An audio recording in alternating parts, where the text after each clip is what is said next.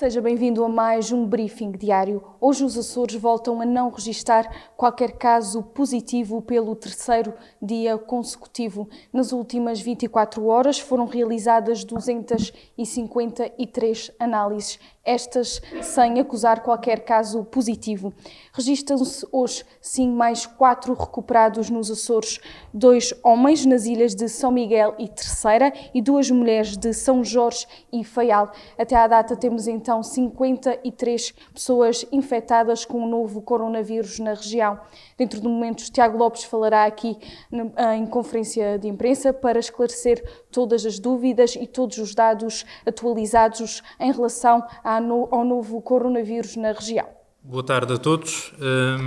Retomamos, como habitualmente, tendo como referência o ponto de situação ontem realizado. Tínhamos 442 casos, conforme eu tive a oportunidade de referir, e se me permitem vamos só fazer aqui uma distinção doravante relativamente ao número de casos, porque temos agora neste momento, em determinado dia das nossas conferências, também referi isso, nomeadamente a partir do momento em que começámos a fazer rastreios. E conforme disse na altura, iríamos deixar de mencionar o número de casos suspeitos para o número de casos, incluindo os casos suspeitos e os rastreios. E atendendo à fase em que nos encontramos e para ser mais claro e mais facilmente compreensível por parte de todos relativamente à informação que é transmitida, fazer só aqui a distinção relativamente a este número de casos, aqueles que são de rastreio e aqueles que são efetivamente suspeitos, para, de certo modo, ser condicente com a fase em que nos encontramos e conforme ontem referi, esta fase descendente que estamos a vivenciar. E, portanto, dentro dos 442 casos que ontem referi, 383 são referentes a rastreios. E, portanto, desses 442, 59 são efetivamente casos suspeitos dentro daquilo que é atualmente a definição de caso suspeito na região, apresentando sinais ou sintomas de infecção respiratória e com, possivelmente ou não, ligação epidemiológica. Portanto, neste sentido, dos 442, então, 383 referentes a rastreios e 59 casos suspeitos. Destes 59 casos suspeitos, 5 tiveram um resultado negativo e 54 aguardam ainda por colheita ou análise laboratorial. Até às 0 horas de hoje, do mesmo modo como acabei de referir, deram entrada a 333 casos, sendo que destes 326 são referentes a rastreios e, portanto, 11 deles é que são efetivamente considerados casos suspeitos de infecção pelo novo coronavírus. Dentro destes 11 casos suspeitos, 6 tiveram um resultado negativo e 5 deles continuam a aguardar por colheita ou análise laboratorial. E, portanto, os 54, a somar estes 5 que deram entrada até às 0 horas de hoje, temos então até ao momento 59 casos suspeitos que aguardam por colheita ou análise. Relativamente às vigilâncias ativas, mantemos essencialmente o mesmo número de vigilâncias, 2.014 ontem para 2.053 hoje. No entanto, vamos articular com as delegações de saúde, também para fazer aqui uma distinção relativamente ao número de vigilâncias, porque também, através das delegações de saúde, todos aqueles utentes ou todas aquelas pessoas a quem foi determinada a realização de teste diagnóstico para infecção pelo novo coronavírus, também eram contabilizados para o número de vigilâncias, pelo menos até termos o resultado da análise laboratorial. E, portanto, nesse sentido, amanhã também iremos fazer essa atualização no número de vigilâncias ativas daqueles que efetivamente são vigilâncias ativas decorrentes de casos suspeitos, de contatos próximos, de casos positivos que ainda permanecem de quarentena e em vigilância, retirando daqui o número de pessoas que estão a realizar testes ao abrigo dos rastreios organizados que estamos a realizar. Relativamente aos internamentos, temos atualmente 20 pessoas internadas nas unidades de saúde da região. 19 no Hospital do Divino Espírito Santo e uma no Hospital do Santo Espírito da Ilha Terceira, uma no Hospital do Santo Espírito da Ilha Terceira, porque temos a registrar um caso de recuperação de infecção pelo novo coronavírus, neste caso um indivíduo de sexo masculino, de 40 anos de idade, com história de viagem ao exterior e que, por via da sua recuperação, temos também a extinção da cadeia de transmissão que se originou na Ilha Terceira, nomeadamente no concelho de Angra, na freguesia de São Mateus, e, portanto, neste momento a Ilha Terceira encontra-se sem qualquer cadeia de transmissão. As duas que se originaram foram, a partir do momento de hoje, deste último caso de recuperação, extintas por completo. Em termos de contexto domiciliário, temos 34 pessoas, uma na Ilha Terceira, 2 na Ilha do Faial, 2 porque registramos hoje um outro caso de recuperação de uma senhora de 67 anos com história de viagem ao exterior da região, 2 na Ilha Graciosa, 3 na Ilha do Pico, São Jorge, o último utente que se encontrava em contexto domiciliário, como caso positivo ativo, foi hoje dado como recuperado, uma senhora de 45 anos de idade e também com história de viagem ao exterior da região, e 26 pessoas em São Miguel, em contexto domiciliário, onde também registramos hoje um caso de recuperação, neste caso de um homem de 60 anos de idade, que fazia parte da cadeia de transmissão originada no concelho da povoação. Portanto, por esta via, temos atualmente na região 75 casos recuperados, 46 em São Miguel, 10 na Ilha Terceira, onde, nomeadamente no concelho de Angra do Heroísmo, não se registram mais casos ativos, 7 na Ilha do Pico, 6 na Ilha de São Jorge, 3 na Ilha do Faial, onde neste momento tem mais casos recuperados do que casos ativos, e 3 na Ilha Graciosa. Mantemos o mesmo registro do número de óbitos na região, 15, e em termos de casos positivos ativos temos atualmente 54, 45 em São Miguel, 1 na Ilha Terceira, 3 na Ilha do Pico, 1 em São Jorge, 2 no Faial e 2 na Ilha Graciosa. Desde o início do surto, já foram testadas na região 1.438 pessoas, dessas 8.744 tiveram resultado negativo e a registrar os 54 casos positivos, como eu disse, os 75 recuperados e os 15 óbitos. Portanto, feito este ponto de situação, neste momento na região temos em todas as ilhas atualmente mais recuperados do que casos positivos ativos, em todas as ilhas na região, e das 7 cadeias de transmissão que oportunamente tive a oportunidade de referir, temos atualmente 3 remanescentes, sendo que 4 delas foram extintas até ao momento. E, portanto, feito este ponto de situação, deixaria como habitual espaço para poderem colocar algumas questões. Boa tarde. Eu gostava de pegar num dos pontos que referiu nesta introdução, acerca dos rastreios. O primeiro foi feito no Hospital de Ponta Delgada, foi o primeiro que se fez assim oficialmente. É possível identificar outros, talvez não desta dimensão, que estejam a ser feitos neste momento? Onde é que estão a decorrer, pelo menos rastreios com casos consideráveis? Não sei se consegue dizê-los todos ou não, mas onde é que estão a decorrer neste momento assim os de maior monta?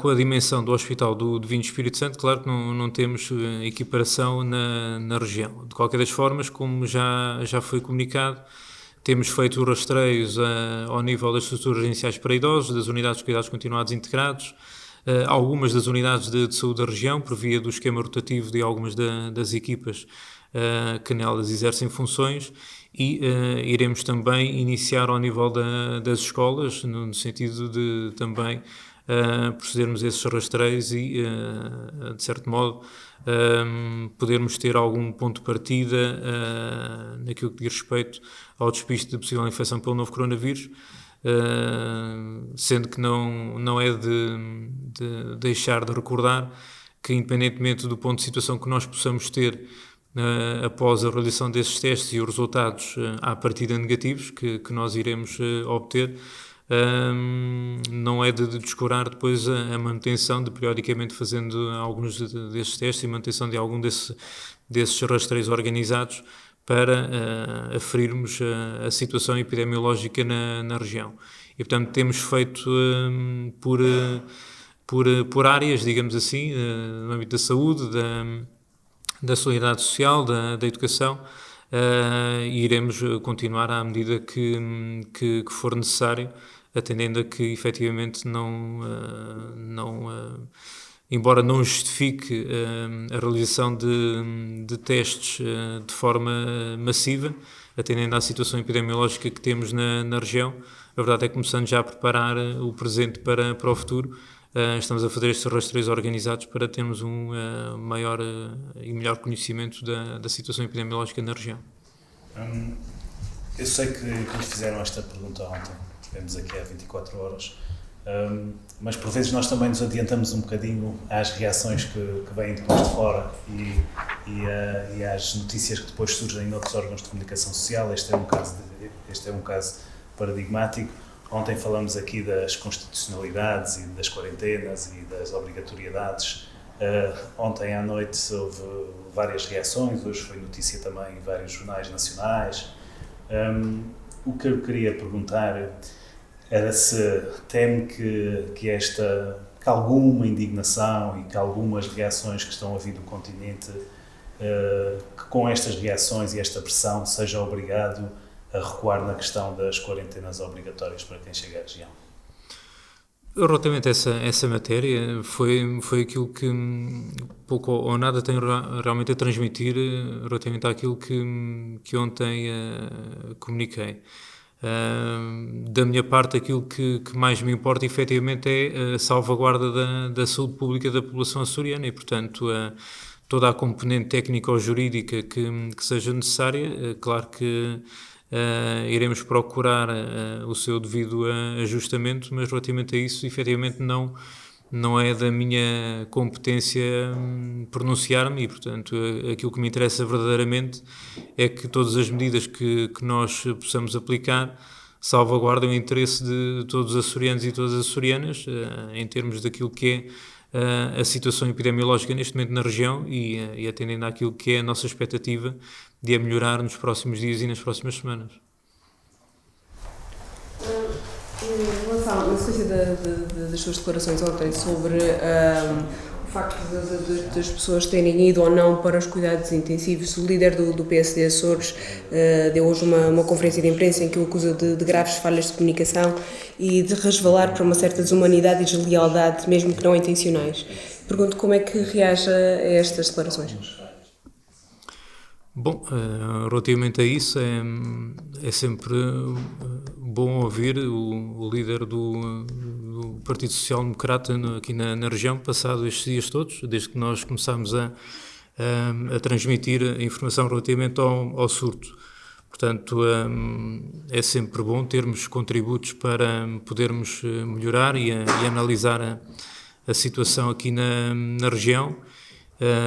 E atendendo aos contributos que foram dados, claro que irei também dedicar toda a atenção para, pese embora estejamos em abril, possam ainda, em abril, não, em maio, neste momento, possam ainda surtir algum efeito naquilo que é a nossa expectativa de melhorarmos, como eu disse há pouco, a situação epidemiológica na região e, portanto, relativamente àquilo que ontem foi dito, é importante, eventualmente, depois, se calhar, aqui transmitir o seguinte. Nós, quando tentamos transmitir a informação tanto aos jornalistas que estão presentes como à população, tentamos ter, ou pelo menos no meu caso, claro que, entanto, a informação que eu trago aqui é sempre trabalhada por uma equipa que presta esse apoio e esta colaboração, pode muitas vezes ser interpretada, e é, a maioria das vezes, interpretada de várias formas. E, portanto, nesse sentido, aquilo que foi transmitido foi que As situações são decididas, são avaliadas, são decididas em conjunto através das equipas de saúde das diferentes instituições e quando são feitas, não são feitas de ânimo leve.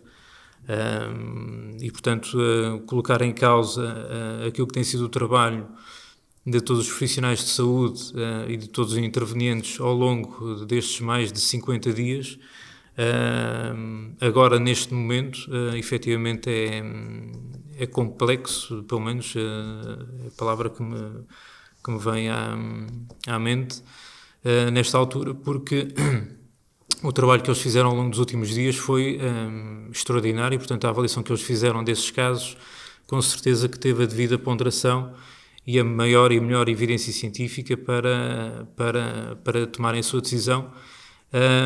E pese embora essa maior e melhor evidência científica, como eu estava a dizer, qualquer um deles não terá descurado a sua vertente emocional, não é? E, portanto, quando decidiram sobre qual o melhor tratamento a prestar a todas as pessoas que foram dadas como casos positivos e que foram internados e que, infelizmente, alguns deles tiveram o desfecho que qualquer um de nós não gostava, não o fizeram de ânimo leve.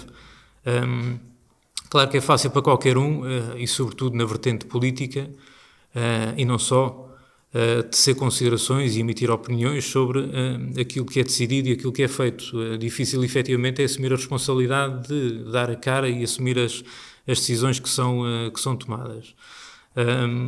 Muitas vezes há uma tendência para se ver as coisas ou é preto ou é branco, e é aquilo que nos falta efetivamente, e é aquilo que muitas vezes não se vê.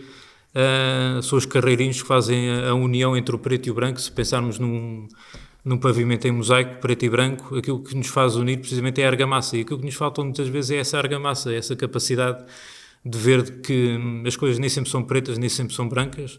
É difícil efetivamente é decidir, e essa responsabilidade que recai sobre os profissionais de saúde que diariamente prestam cuidados a todos os casos, seja no âmbito do Covid-19, seja fora do âmbito do Covid-19, não pode de alguma forma ser colocada em causa. Todos nós temos essa oportunidade de pensar das melhores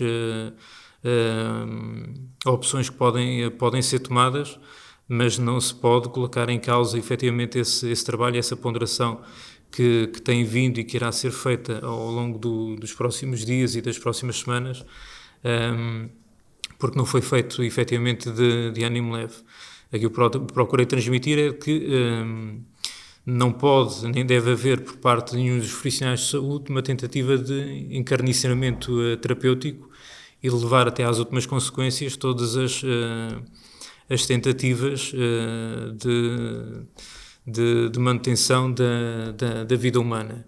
E, portanto, dentro da salvaguarda que todos nós tendemos e, portanto, que é de salvaguardar efetivamente a vida humana, colocar agora, passado todas estas semanas e todos estes dias, isso em questão, efetivamente, não é abonatório a favor de ninguém. Pronto, efetivamente lamento que exista agora esse oportunismo político da situação, porque efetivamente parece que estamos a regressar a essa normalidade e a pegar em situações que, num bom senso que se pretende e que se apela a todos, parece que muitas das vezes não existe. E, portanto, deixar aqui a todos os profissionais de saúde, e nomeadamente àqueles que exercem neste momento no Hospital Divino Espírito Santo, toda a minha homenagem ao trabalho que têm realizado e dizer-lhes que não é com salvas de palmas às janelas, por muito que isso possa ser demonstrativo e manifestativo de homenagem ao trabalho destes profissionais, que agora de um momento para o outro se coloca em causa as situações infelizes que nós tivemos na região, por via deles não terem tomado essa melhor decisão. Todas as decisões que têm sido tomadas têm sido no melhor para todos nós, e se estamos na situação que estamos hoje, muito se deve a eles, e portanto a todos eles o meu obrigado. Em relação ao rastreio que estava a referir às escolas, já há algum plano para como é que isso vai acontecer? Por onde é que vai começar? Vai abranger todas as escolas? Vamos conforme a abertura das mesmas e as medidas de flexibilização que foram publicamente anunciadas, proceder à realização desses testes.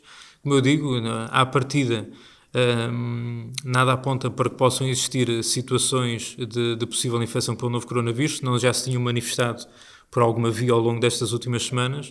Mas, de qualquer das formas, é um modo de nós fazermos um ponto de situação, como eu disse há pouco, da situação epidemiológica da região, e depois, a partir daí, fazermos uma organização naquilo que diz respeito a esses rastreios de despiste de infecção para aquilo que irão ser as próximas semanas e os próximos meses, e a cautelar, como eu já tenho dito algumas das vezes, uma possível segunda vaga que possa atingir a região.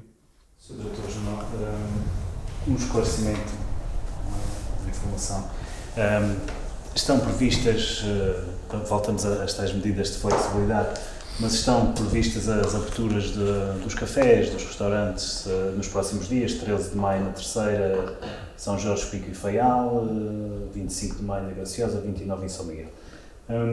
Há algumas dúvidas que nos têm chegado de pessoas que têm estabelecimentos comerciais deste género, restaurantes, cafés, bares, no sentido de perceberem um bocadinho algumas das regras que vão ter que cumprir.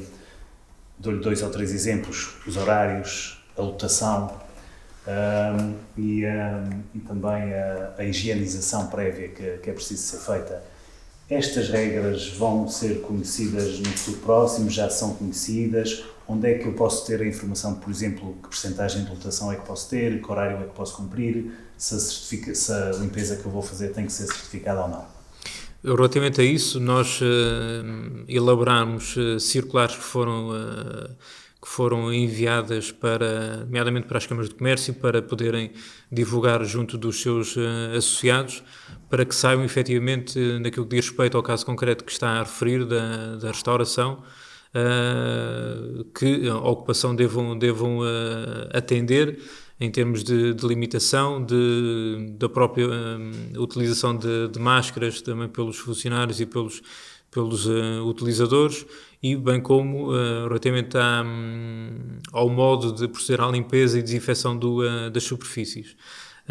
Sobre essa matéria nós já emitimos essas circulares descritivas com todos os pontos que devem ser considerados para essa reabertura. Como eu disse, solicitámos aos parceiros, nomeadamente às câmaras do comércio, que fizessem essa divulgação, e aproveito para dizer, se alguma dessas unidades questões, dúvidas tiver, da parte da Direção Regional temos recebido uma série de contactos, de telefonemas diariamente, que procuramos esclarecer para que possam saber como proceder agora à reabertura desse espaço, e portanto nesse sentido estamos perfeitamente disponíveis para receber esses contactos e a proceder a esses esclarecimentos, sendo que muitos deles podem, através das orientações que foram publicadas quer na página do Governo Regional, da Direção Regional da Saúde, quer através da página dedicada para a doença Covid-19, poderem consultar essas orientações. Mas, de qualquer das formas, poderão, sempre possível, telefonar para nós podermos esclarecer da melhor forma possível. Haverá câmaras municipais nos Açores, nós sabemos pelo menos uma, a Câmara Municipal da Ribeira Grande, que está a distribuir selos de qualidade, selos Covid-free, aos estabelecimentos comerciais que cumpram uma formação de higienização e, portanto, que cumpram também as normas de segurança a esse nível. Perguntar-lhe se isto é uma decisão validada pela Autoridade de Saúde Regional, se recomenda a existência destes selos para que as pessoas também se sintam mais seguras, ou se, pelo contrário, isto pode induzir numa falsa sensação de segurança. Não, é um selo efetivamente validado pela Direção Regional da Saúde. Curiosamente, o selo, tive a oportunidade de o ver, diz que segue as recomendações da Direção-Geral da Saúde. E, portanto, efetivamente estamos na região autónoma dos Açores, com um estatuto político-administrativo próprio, para a região essa para a qual a Direção Regional da Saúde e as autoridades de saúde, concelhias e eu próprio, definimos uma estratégia diferente daquela que foi seguida ao nível do território continental, e, portanto, aquilo que seria efetivamente recomendável por parte dos diferentes municípios, e neste caso do município em questão, atendendo até que já criticou efetivamente o facto de não haver articulação com a Autoridade de Saúde Regional, que nos pudesse ter consultado e que, sem qualquer tipo de problema, que fosse criado um selo de Covid-free, fazendo alusão precisamente às recomendações da Direção Regional da Saúde. E, portanto, não tenho conhecimento, não posso validar qualquer iniciativa desse âmbito, mas estou, como sempre estive, disponível para reunir e discutir com todos os responsáveis as melhores opções para fazer o dito regresso à nova normalidade. Do Açoriano Oriental, perguntam: o Governo está satisfeito com o ritmo a que estão a ser produzidas e entregues as máscaras sociais? Há queixas do kit do Governo ainda não ter chegado à população, sobretudo nas ilhas em que a economia já está a abrir, nomeadamente na Terceira. Bom, eu estou aqui no papel de Autoridade de Saúde Regional e, por inerência, Diretor Regional da Saúde, e falar em nome do Governo Regional, peço desculpa, mas não me gostaria de pronunciar em nome do Governo Regional e, portanto, sobre essa matéria é melhor perguntar a quem é direito. Da Rádio TSF Açores, a Autoridade de Saúde tem previsto as exceções ao regime de quarentena obrigatória para profissionais que venham do exterior. Já foi referida a possibilidade dessa exceção acontecer no caso dos médicos e tivemos agora conhecimento de que o mesmo terá acontecido com um juiz em São Miguel. Novamente, relativamente a casos particulares, não gostaria de me pronunciar. A verdade é que há situações que têm a ser, como eu disse aqui há dias, devidamente ponderadas e refletidas sobre possíveis exceções que possam ser aplicadas. E, portanto, nesse sentido, temos que ver cada caso atendendo à sua envolvência, às circunstâncias que o envolvem. Portanto, nesse sentido, é uma análise que tem que ser feita casuisticamente. Da Rádio Horizonte, relativamente aos rastreios nas escolas, perguntam se vão ser testados professores, funcionários e alunos de todas as idades no regresso às aulas. Vamos anunciar oportunamente como é que esse rastreio vai ser feito. Tiago Lopes, então, aqui a fazer mais um ponto de situação referente ao novo coronavírus na região e também às medidas que estão a ser levantadas gradualmente em todas as ilhas. Há então 54 casos positivos, de salientar que destes 54 casos, 20 estão ainda internados, 75 recuperados e 15 óbitos. São estes os números que se registram neste momento na região. Salientar também que as cadeias de transmissão na Ilha Terceira estão extintas. No dia de hoje foi o que anunciou aqui então Tiago Lopes. Há agora no total em todos os Açores 3 cadeias de transmissão ainda no ativo das 7 que estavam ativas anteriormente. Amanhã às 16 horas voltamos para mais uma conferência de imprensa.